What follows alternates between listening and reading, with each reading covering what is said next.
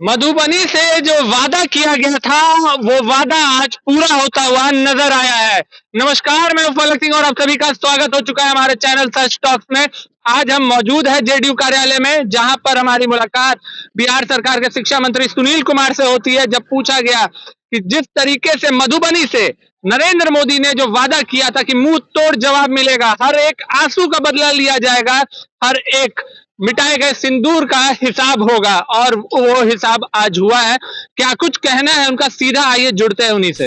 जिस तरीके से देर रात ये 9 आतंकवादियों के ठिकानों को ढेर किया गया, ऑपरेशन सिंदूर चलाया गया, क्या कहेंगे?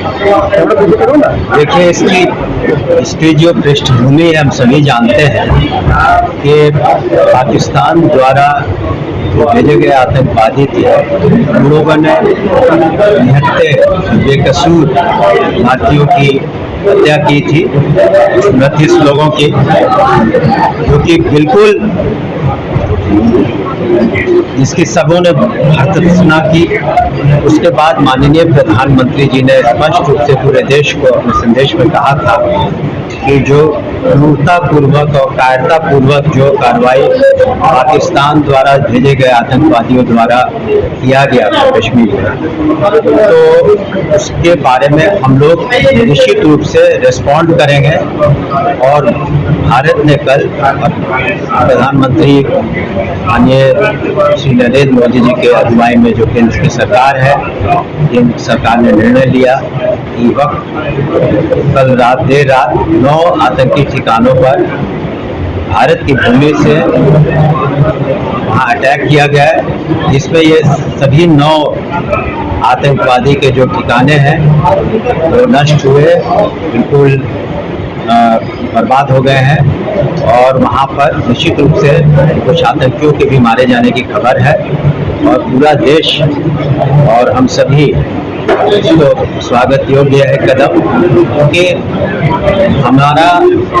हमारी सोच है कि हम लोग एक पीसफुल नेशन है, शांति प्रिय नेशन है। लेकिन अगर कोई भी देश या कोई भी आतंकी अगर हम पर आता है, उसका हम लोग मुंहतोड़ जवाब देते हैं।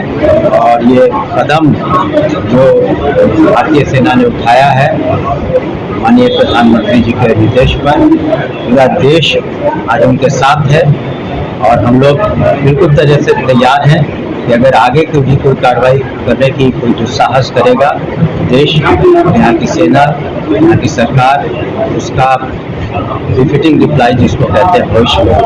तो प्रधानमंत्री मोदी बिहार के दौरे पर थे, मधुबनी से ही उन्होंने घोषणा किया था कि मिट्टी में मिला देंगे और घर में घुस के मारेंगे। इस पर तो घर में घुस किया जी। तो ये आतंकी ठिकाने तो पाकिस्तान ऑक्युपाइड कश्मीर में थे और पाकिस्तान प्रॉपर में थे 9 जगह, तो उनके घर में तो अटैक हुआ ही, और घर में घुस करके ये जो आतंकी जो ठिकाने थे उनको अटैक किया गया। लेकिन ये गौरतलब ये भी बात है, किसी भी सिविलियन टारगेट को, किसी भी मिलिट्री टारगेट को नहीं टच किया गया। लेकिन ये दर्शाता है कि हम कितने बिल्कुल रिस्पॉन्सिबल है नेशन है, कि हम सोच समझकर जो भी कार्रवाई होती है करते हैं। और भविष्य में भी अगर किसी ने हिमाकत की इस तरह की कायरतापूर्वक कार्रवाई करने के लिए, तो यहाँ की सेना, यहाँ की सरकार निश्चित रूप से उसका मुंहतोड़ जवाब देगी। उन विरोधियों को क्या जवाब दीजिएगा जो राफेल में नींबू मिर्ची लगाकर सेना का मनोबल कमजोर कर रहे थे?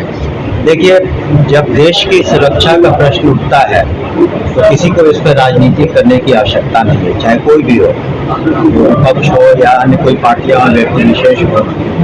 तो बिल्कुल हम सभी भारतीय हैं, जो सोचना चाहिए, और भारत की जो अपनी स्वतंत्रता है, क्षुद्रता है, और यहाँ के शांति व्यवस्था उसको कैसे कायम रखते हैं, इस पर ध्यान देना चाहिए।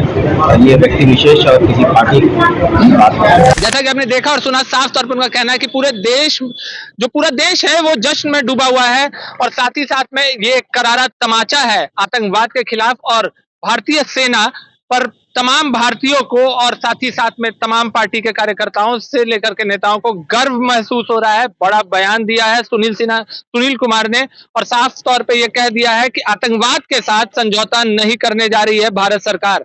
जुड़े रहे हमारे साथ, देखते रहे सच टॉक्स। धन्यवाद।